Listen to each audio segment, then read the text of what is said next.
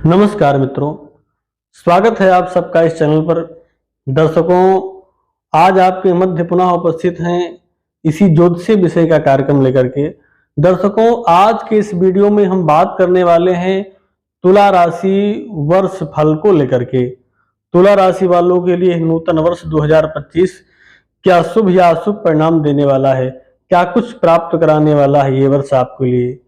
क्योंकि देखा जाए तो बीत चुका जो ये वर्ष है या बीत रहा जो ये वर्ष है 2024, ये तुला राशि वालों के लिए अनेक प्रकार की या बहुत हद तक देखा जाए तो संघर्ष से युक्त रहा है, कठिनाई और परेशानियों से युक्त रहा है। तो क्या आने वाला वर्ष भी इसी भांति बीतेगा, इसी विषय को विस्तार से समझते हैं।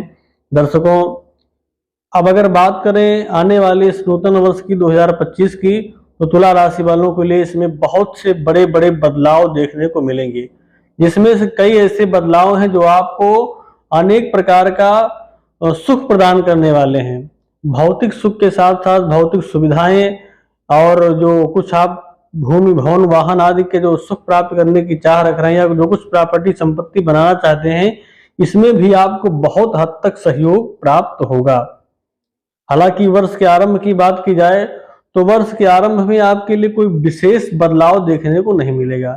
हालांकि लग्नेश होकर के शुक्र आपके पंचम भाव में जब गोचर कर रहे हैं तो बहुत हद तक शिक्षा, संतान और प्रेम प्रसंग में कुछ हद तक शुभ फल प्राप्त होगा। ये वर्ष के आरंभ में आपको देखने को मिल सकता है। कुटुंब का भी यानी परिवार का भी कुछ हद तक देखा जाए तो 100 में से 30% उनका सहयोग, उनका स्नेह, उनका सानिध्य प्राप्त हो सकता है। इससे ज्यादा कुछ वर्ष के आरंभ में देख पाना संभव नहीं है। और अशुभता की बात की जाए तो अशुभता तो इस प्रकार से रहेगी कि शनि जब आपके पंचम भाव में गोचर कर रहे हैं तो अत्यंत पीड़ादायक हैं। यहाँ पर बैठे शनि आपको नाना प्रकार की यातनाएं, कष्ट देने वाले हैं, चाहे वो व्यापार के प्रति हो, चाहे वो आपके पार्टनर जीवन साथी के प्रति हो, उसके भी स्वास्थ्य को हानि प्रदान करने वाले हैं।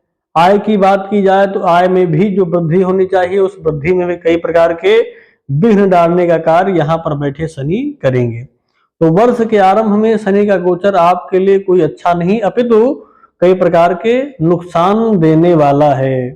राहु भी आपकी राशि से षष्ठम भाव में बैठे हुए हैं। षष्ठम भाव में गोचर कर रहे राहु भी कहीं ना कहीं देखा जाए तो दुख ही प्रदान करने वाले हैं, नुकसान ही करेंगे। चाहे वो कोई आंतरिक बीमारी की बात की जाए, कोई ऐसी बीमारी हो जाए जो आपको लंबे समय तक परेशान कर सके। तो वर्ष के आरंभ में आपको कोई विशेष शुभता या कुछ अच्छा देखने को मिले ऐसा तो भी दिखाई नहीं पड़ रहा है, केवल एक दो बातों को छोड़ दे तो। लेकिन जैसे ही इन ग्रहों की स्थिति बदलेगी, जैसे ही ये ग्रह राशि परिवर्तन करेंगे, उसी के साथ आपको विशेष बदलाव देखने को मिलेगा और आपके ऊपर चली आ रही कठिनाई, ये परेशानी अब समझिए दूर होने का समय आ गया है, दूर हो जाएगी। जैसे ही 10 मई के पश्चात देवगुरु बृहस्पति आपकी राशि से जो अष्टम में चल रहे हैं नवम भाव में गोचर करेंगे, उसी क्षण अगर आप किसी बीमारी से जूझ रहे हैं तो उस बीमारी से मुक्त होने का समय आ गया है।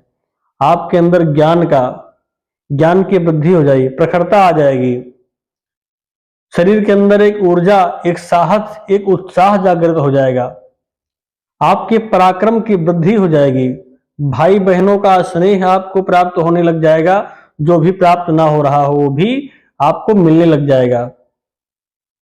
नवम दृष्टि देवगुरु बृहस्पति की जब पंचम भाव पर होगी तो शिक्षा के प्रति जो विद्यार्थी हैं, जो बड़े दिनों से संघर्ष कर रहे हैं, तो समझ लीजिए कि उनके संघर्ष के दिन दूर होने का समय आ गया है। अब शुभता प्राप्त होगी और विद्या अध्ययन कर रहे छात्रों को अब सफलता मिलने के योग या समय आ गया है। संतान के प्रति जो चाह है वो भी कहीं हद तक पूरी होने का समय आ गया है और वैवाहिक जीवन में भी प्रेम प्रगाढ़ता बढ़ने की स्थिति बनी हुई है। तो देवगुरु बृहस्पति का 10 मई के पश्चात आपकी राशि से नवम भाव में गोचर करना अत्यंत शुभ फल कारक रहेगा। इसके बाद अगर हम बात करें शनि की, शनि जब 20 अप्रैल से आपकी राशि से षष्ठम भाव में आ जाएंगे, पंचम भाव को छोड़ करके, तो यहां पर बैठे शनि भी कहीं ना कहीं देखा जाए तो शत्रुओं का हनन करेंगे, रोग को नष्ट करेंगे, और कर्ज में अगर आप डूब रहे हैं, कोई आपका पैसा नहीं दे रहा है, तो वो पैसा भी मिलने का समय आ गया है, ये समझ लीजिए। अष्टम भाव पर दृष्टि डाल करके आयु की वृद्धि करने वाले होंगे, अचानक धनकारक योग भी बना सकते हैं, और द्वादश भाव पर दृष्टि डाल करके ये आपके व्यर्थ के व्यय को भी रोक देंगे। तो शनि का जो गोचर 20 अप्रैल के बाद आपकी राशि षष्ठम भाव में होगा, ये भी आपके लिए शुभ फल कारक रहेगा। यानी 20 अप्रैल के बाद शनि भी आपको शुभ फल देने वाले हैं। अब बात करें राहु की, तो राहु भी इस समय आपकी राशि से षष्ठम भाव, छठवें भाव में गोचर कर रहे हैं।